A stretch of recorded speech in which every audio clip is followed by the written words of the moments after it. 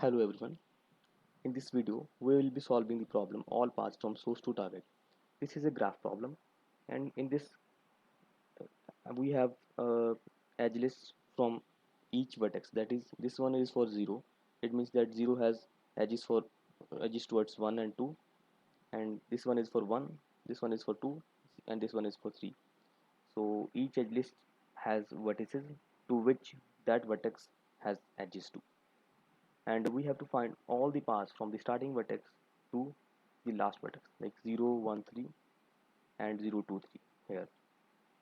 Since we have to explore all the possible solutions and then find the favorable ones, it means that we can use backtracking here, because in backtracking we explore all the possible combinations. And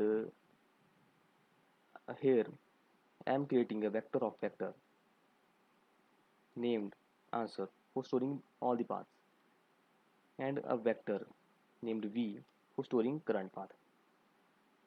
We also need a boolean array named visited, so that we can keep track of all the vertices whether they have been visited or not.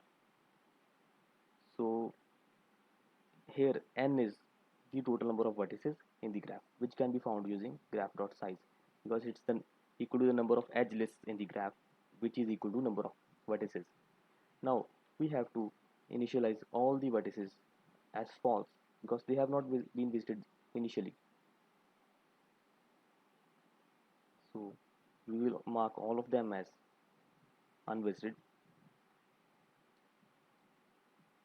Now, since we know that we have to find the paths from starting vertex to last vertex, it means that the starting vertex will always be the part of every path. So I am including the start vertex, that is 0, into the path P, and marking it as true, that is, it has been visited. Okay, now from 0 we will explore all the possible paths until we get to the last vertex. So for that I'm making a function named solve. You can make, or we can also call it DFS, because it's similar to a DFS call, and it needs the graph and this answer variable for storing the paths, B vector for storing the current path, and visited array for keeping track of visited and unvisited vertices, the start vertex which is 0, and the total number of vertices n. Then we will return answer. Now let's implement the function DFS. It is a void function, it is not returning anything. Wait for a moment, I will tell you why. This is the graph.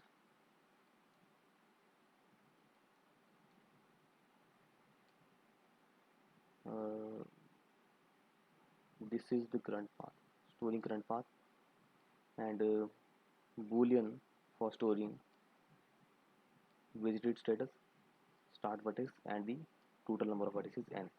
Now we are not returning anything from this function, because we have passed this answer and all these three arrays as reference. It means that any change we make will be reflected in the same memory location as it was here.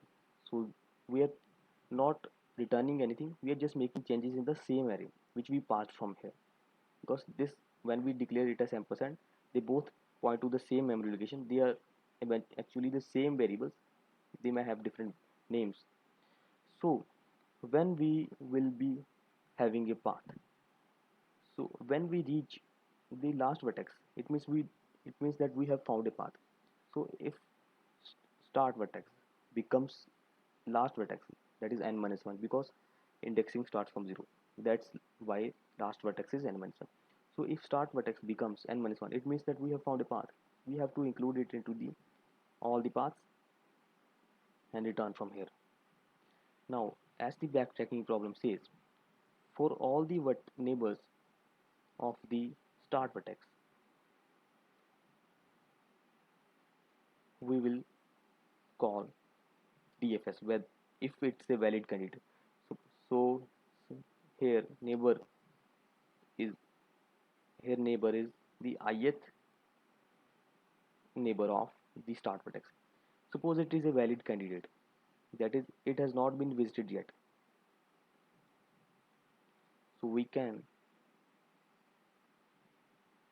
include it into the answer by marking it visited and including it into the current path. After that, we will call DFS from this neighbor itself. I will dry run the code later. Visited, and now the start vertex is the neighbor one because we are calling DFS from this.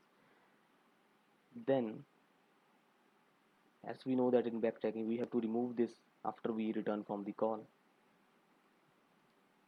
I'm moving this from the vector and marking it unvisited. Okay, so let's try running this problem.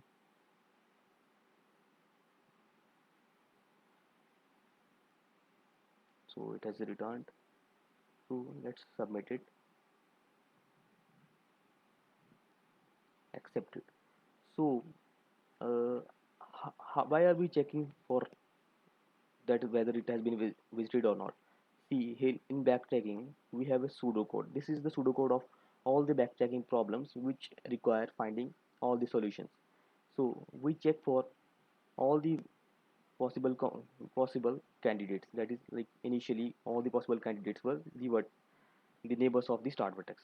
So if it is a valid candidate, that is, in our example, if it is not visited, we will apply this value, that is, we will include it into the current set, and we will find other solutions starting from this valid candidate, and after this return we have to remove that value. And if we have found a solution, then we include that solution into the solutions and return. Similarly, here initially we included start vertex 0 into the set. After that, we started exploring all its neighbors, like 1 was its first neighbor. We include 1 into the set and call DFS from 1. Then 1 checks its neighbors, which is 3, which has not yet been visited. So we include 3 also, and then call DFS from 3.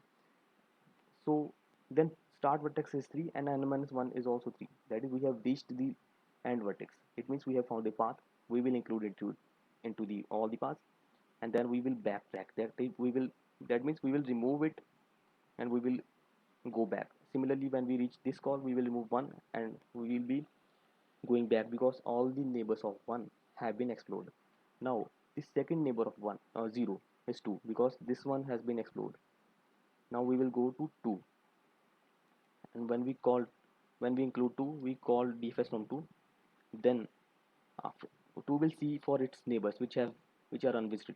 Remember, 3 is unvisited now because after returning from the DFS call of 3, we removed it from the visited. So it is also included. Now again this condition is satisfied. It means we have found 2 paths. So that's all. This is how backtracking works. I hope you understood. Thanks for watching the video.